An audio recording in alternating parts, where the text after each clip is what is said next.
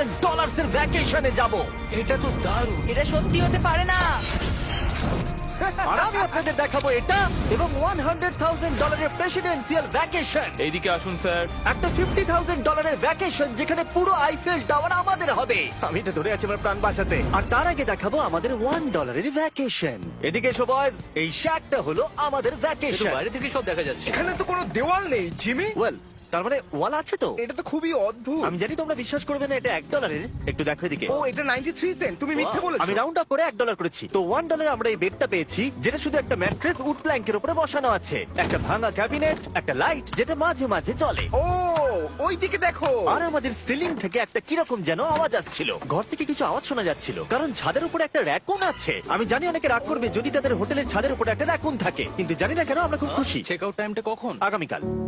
মনে রাখবে এই ভিডিওতে আমরা পরে $100,000 এর ভ্যাকেশনে যাব, একটা $250,000 এর ভ্যাকেশনে। আমরা কি ডাইরেক্ট জাম্প কাট করতে পারি না? না, আমরা যদি কষ্ট পাই তাহলে ওরা আমাদের খুশি আর কষ্টের মধ্যে পার্থক্যটা বুঝতে আমরা পারবে। কষ্ট পেলে ওরা খুশি হয়। আমরা কি একটা বেডে 4 জন ধরে যাব? যদি 4টে বেড চাই তাহলে $4 দিতে হবে। প্রথমে এই বালিগুলো ফেলতে হবে। দাঁড়াও। রাকুনটা এক্ষুনি এখান দিয়ে দৌড়ে গেল। আমি এমন ভাবে চিৎকার করলাম যেন আমি একটা ছোট মেয়ে। এর পরের ভ্যাকেশনটা হলো 10,000 গুণ বেশি এক্সপেন্সিভ। তোমাদের স্বাগত জানাই $10,000 এর ভ্যাকেশনে। Wow! ও মাই গড! ও এটা তো দারুণ। আরে এটা আবার কি জিনিস? এই হোটেল রুমে জেলিফিশ আছে। ওকে, এটা একটা অপ্রয়োজনীয় জিনিস। ও এখানে একটা পুল আছে। এটা তো একটা প্রাইভেট পুল। আরে এটা তো একটা মুভির সিনের মতো মনে হচ্ছে।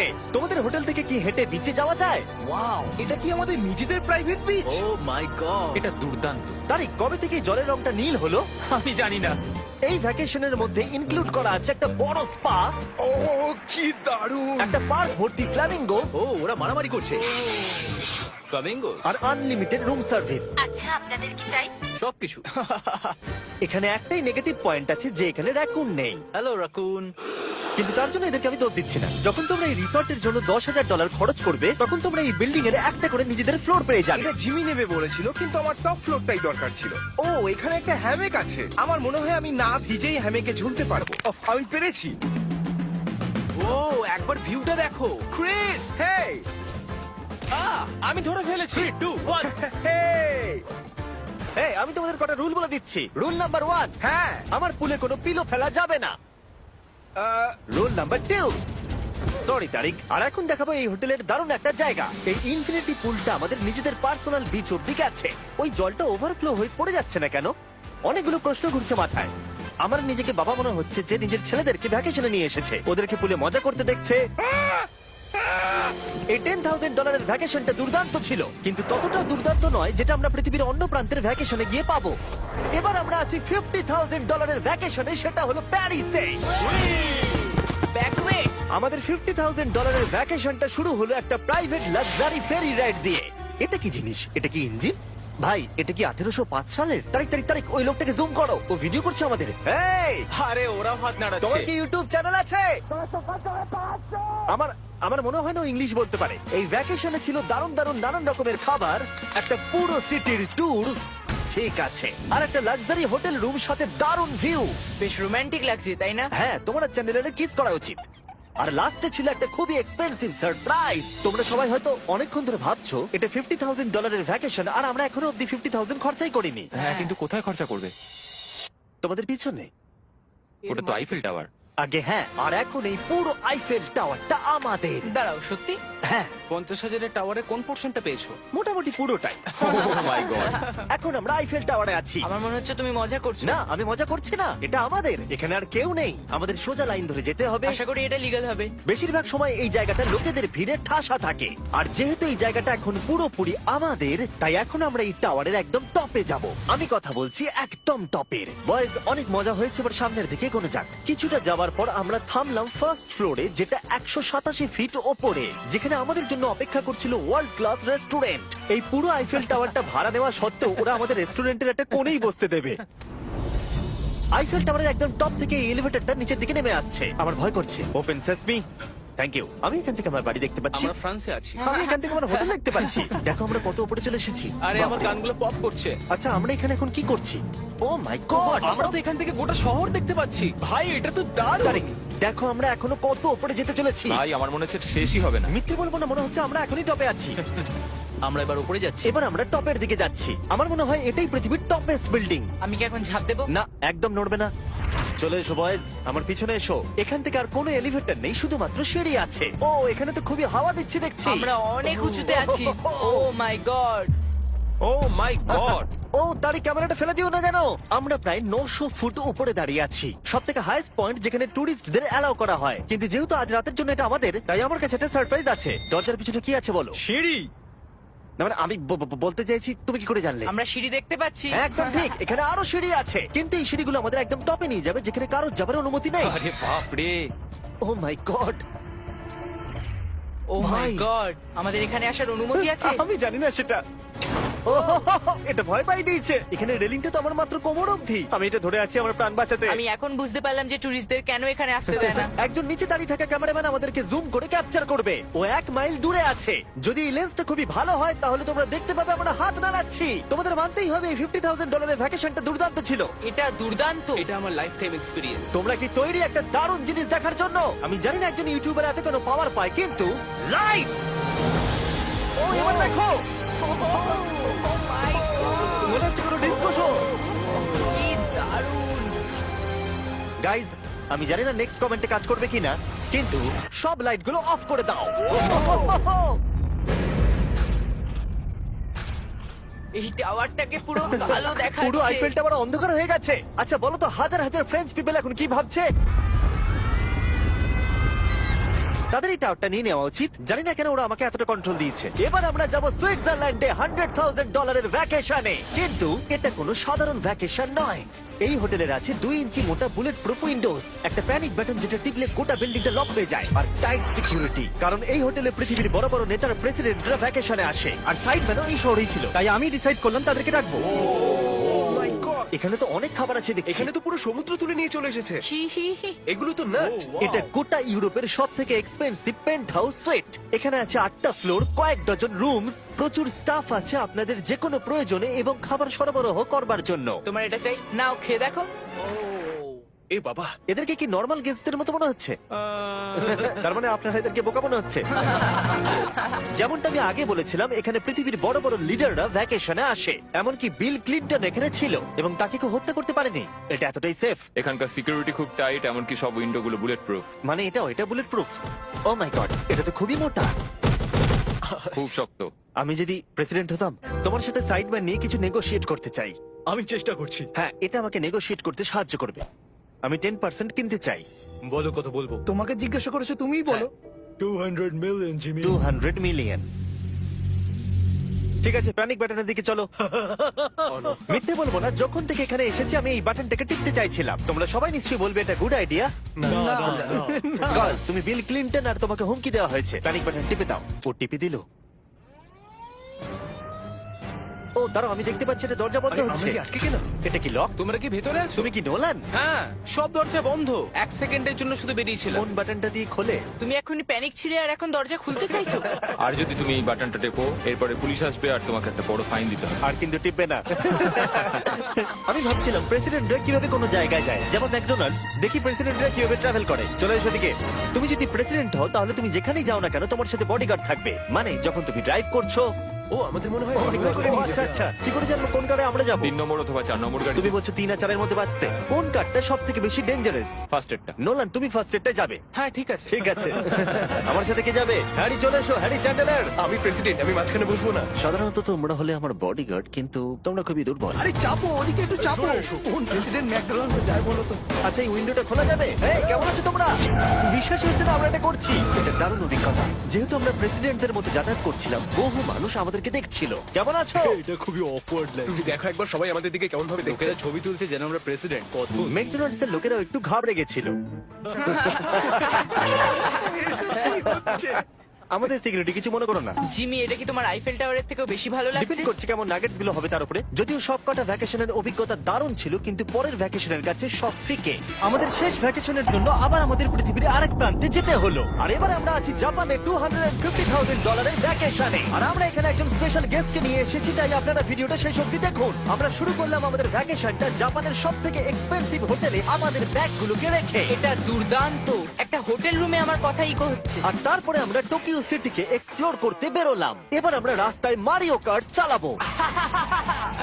আমরা প্রাইভেট মারিও কার্টস রেন্টে নিয়েছিলাম যাতে আমরা জাপানের রাস্তাগুলো দিয়ে ঘুরে দেখতে পারি। সব লোকেরা আমাদেরকে দেখছে, এটা রাস্তায় চালানো ঠিক নয়। আসল গাড়ি ঠিক আমার পাশ দিয়ে যাচ্ছে। দেখো কত লোক এই রাস্তাটা পার করছে। এটা পৃথিবীর অন্যতম বিজি ক্রসওয়াক আর আমরা এর মধ্যে দিয়ে চালাচ্ছিলাম। ও, আমরা টোকিওতে গো কার্ট চালাচ্ছি। গো কার্ট! ভাই আমি জাপানকে খুব ভালোবাসি, এই জায়গাটা তো দারুণ। যখন আমরা আমাদের পরের ডেস্টিনেশনে পৌঁছলাম আমরা দেখা করলাম আমাদের শোড মাস্টার ইয়োশিকি সুমিদার সাথে। গত 26 বছর ধরে উনি কাটানা চালানোর ট্রেনিং দিচ্ছেন আর উনি রাজি হয়েছেন আমাদের সামুরাইয়ের রেয়ার লেসন আর্ট শেখাতে। উনি আমাদের সবাইকে একটা করে কাটানা দিয়েছিলেন আর লেসন শুরু হয়েছিল সুইঙ্গিং টেকনিক দিয়ে। যতটা ভেবেছিলাম ততটা সহজ নয় এটা। নাও না না, আমি এটা করতে পারলাম না। তারপর আমার পালা এলো। তোমাদের কি মনে হচ্ছে আমি এটা পারবো? হ্যাঁ হ্যাঁ, তুমি নিশ্চয়ই পারবে। হেই! দেখা যাক বয়েজরা কি করে।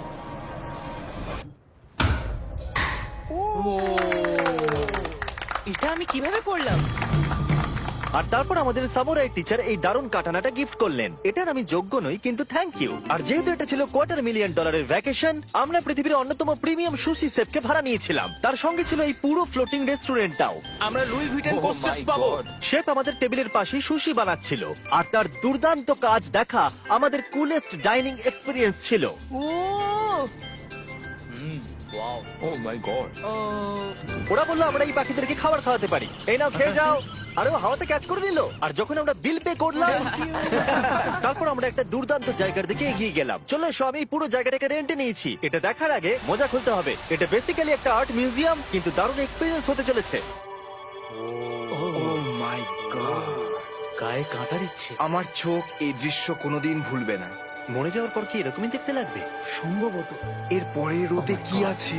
Wow! সাধারণত এই জায়গাটা সব সময় লোকে ভর্তি থাকে কিন্তু একা এক্সপিরিয়েন্স নিতে আমরা এই গোটা জায়গাটা রেন্টে নিয়েছিলাম। আমাদের এখন অব্দি দেখা সব থেকে দুর্দান্ত জিনিস। ভাই, এগুলো কি মাছ? আমরা আছি একটা পুলে একটা মিউজিয়ামের ভেতরে যেখানে অ্যানিমেটেড ফিশ রয়েছে। এটা হলো সবথেকে ইউনিক জিনিস যেটা তোমরা ভ্যাকেশনে করতে পারো। দাঁড়াও, মাছগুলো আমাদের চারদিকে ঘুরছে। ওরা কি করে বুঝলো যে আমাদের চারপাশে ওরা ভালোবাসে ভালোবাসা হবে? আমাদের। ওরা এখন চারিদিকে ছড়িয়ে যাচ্ছে। এবার নিশ্চয়ই তোমাদের খিদে পেয়েছে। এই রেস্টুরেন্টটা তাই আমি রেন্টে নিয়েছি যেটা রোবট দ্বারা পরিচালিত। কি? আমার নাম পেপার। আমাদের কি বসার জায়গা দেবে পেপার? নিশ্চয়ই, চলুন একটা কমফোর্টেবল সিট খুঁজি। আমরা এই পুরো জায়গাটাকে নিয়ে নিয়েছিলাম তাই এখানে রোবট ওয়েটার ছাড়া আর কেউ ছিল না। ফুড রোবট এসে গেছে। দাঁড়াও, ফুডটাও কি রোবট নিয়ে আসছে? একটা সুন্দর ফ্লাফি রোবট। দেখো পেপার কিরাম চ্যান্ডলারের দিকে একভাবে তাকিয়ে আছে। পেপার মনে হচ্ছে চ্যান্ডলারকে পছন্দ ভাই, করছে আমি না। কিছু করিনি তো। সবাই এখানে ভালো করে খেয়ে নাও কারণ আগামীকাল আমি একটা সম্পূর্ণ থিম পার্ক ভাড়া নিই। আমি রেন্টে নিয়েছি পুরো অ্যামিউজমেন্ট পার্ক। এটা হলো ফুজি কিউ হাইল্যান্ড। জাপানের মধ্যে সবথেকে ভয়ঙ্কর রাইড এখানে আছে। প্রতিদিন প্রচুর লোক এখানে লাইনে দাঁড়িয়ে থাকে কিন্তু স্বাভাবিকভাবেই আমি এই পুরো জায়গাটা রেন্টে নিয়ে নিয়েছি আমাদের জন্য। তুমি এখানকার যে কোনো রাইডে চাপতে পারো। কথাই শেষ হলো না কিন্তু ও চলে গেল। আমি এই পুরো রোলার কোস্টারটা একা রাইড করতে চাই। যেটা আপনারা দেখছেন সেটা পৃথিবীর সবথেকে স্টিফ রোলার কোস্টার ড্রপ। তোমার ভয় লাগছে? হ্যাঁ। মজা করো। ও ও ও ও ও দেখি আমার ভয় লাগছে। আর যেটা আমি কথা দিয়েছিলাম, the father of YouTube PewDiePie পার্কে আমাদের সাথে দেখা করলো। আমি যা প্ল্যান করেছিলাম তার থেকে একটু দেরিতে, কারণ আমি ভুল দিনে টেক্সট করেছিলাম। সরি ফিলিক্স। আর ও এখানকার সব থেকে ক্রেজি কোস্টার রাইড করতে চায়। তুমি ভয় কেন পাচ্ছ? আমার রোলার কোস্টারে খুবই ভয় লাগে। এটা অন্য রোলার কোস্টারের মতো নয়। ফিলিক্স যদি চাপে তাহলে আমিও চাপবো। তাহলে চলো। আমার ভয় লাগছে। ঠিক আছে, আমি করব। যদি আমি এই কোস্টারে মরে যাই তাহলে তোমরা কিন্তু ভয় পাবে না। তুমি তোমার জুতো খুলে যাবে। সবকিছু যেগুলো উড়ে যাবার ভয় এটা আছে। দেখেই বোঝা যাচ্ছে যে এটা কত ভয়ঙ্কর হবে। এরা জুতোকেও ভরসা করছে না, ভাবছে এটা উড়ে যাবে। তুমি পারবে। আরে কিছু হবে না। আমার ভালো লাগছে না। এটা আমার বাজে একটা দুঃস্বপ্ন। আমার ভয় লাগছে। আমি এটা করতে চাই না। এবার তো আমার ভয় লাগছে। শান্ত হও। ও, যা খুশি করো কিন্তু ছুড়ে কিছু মেরো না। আমার ভয় লাগছে। আমরা অন্য কিছু পাচ্ছি, ভালো কিছু একটা কমফোর্টেবল রাইড। আমি সত্যি জানি না এটাতে কি হতে চলেছে। লিটারালি একটা পয়েন্টে এসে এটা 90 ডিগ্রি ড্রপ আছে। তুমি আমাকে ভয় দেখাচ্ছ। তুমি কেন এখানে আমাকে নিয়ে এলে? তুমি আমাকে এখানে ডেকেছো। কিন্তু আমরা জানতামই না যে এটা কি না, এই রাইডটা পিছন দিকে যাবে। আমরা পিছন দিকে কেন যাচ্ছি?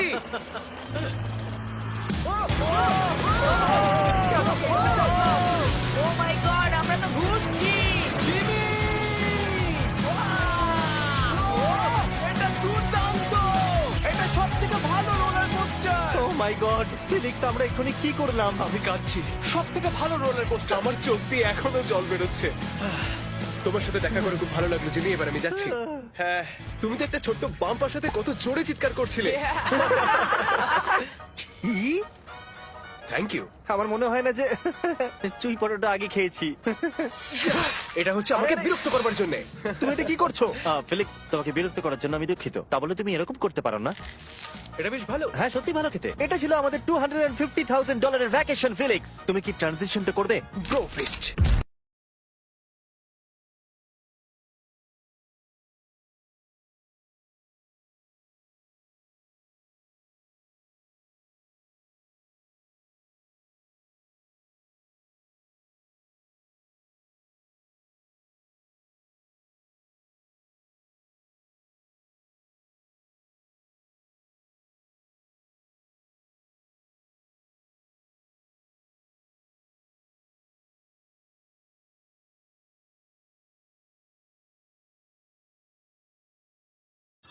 দেখুন কিভাবে টেক্সটাইলে কাপড় লোড দেওয়া হয়। দেখতেছেন সাদা কাপড় মেশিনে উঠতেছে। এই কাপড় মেশিনে উঠে প্রসেস অনুযায়ী ডাইং হবে, ডাইং হয়ে বিভিন্ন কালার হবে, তারপর নামে যাবে। এই কাপড় লোড দেওয়ার সময় লক্ষ্য রাখতে হয়, দেখতে হয় ছেঁড়া থাকলে ভালোভাবে গিট দিয়ে মেশিনে ওঠানো হয়। আপনারা দেখছেন, দেখতে ভাই গিট দিতেছে। এই কাপড়টি মেশিনে ওঠানোর কিছুক্ষণ আগে এই যে কালার মালটি, রেড কালার মালটি নামছে, আবার লোড দেওয়া হচ্ছে। এভাবে টেক্সটাইল ডাইং সেকশনে কাপড় লোড দেওয়া হয়। এটা একটি 6 নজলের স্ল্যাব বক্স মেশিন। সবশেষে কাপড় লোড দেওয়া শেষ। এবার মেশিনে ছাড়বে কাপড়। মেশিনে দেওয়ার আগে ভালো করে গিট্টু দিতে হয়। মেশিনে ছাড় দিচ্ছে কাপড়। এই কাপড়টি আবার কালার হয়ে নামে আসবে।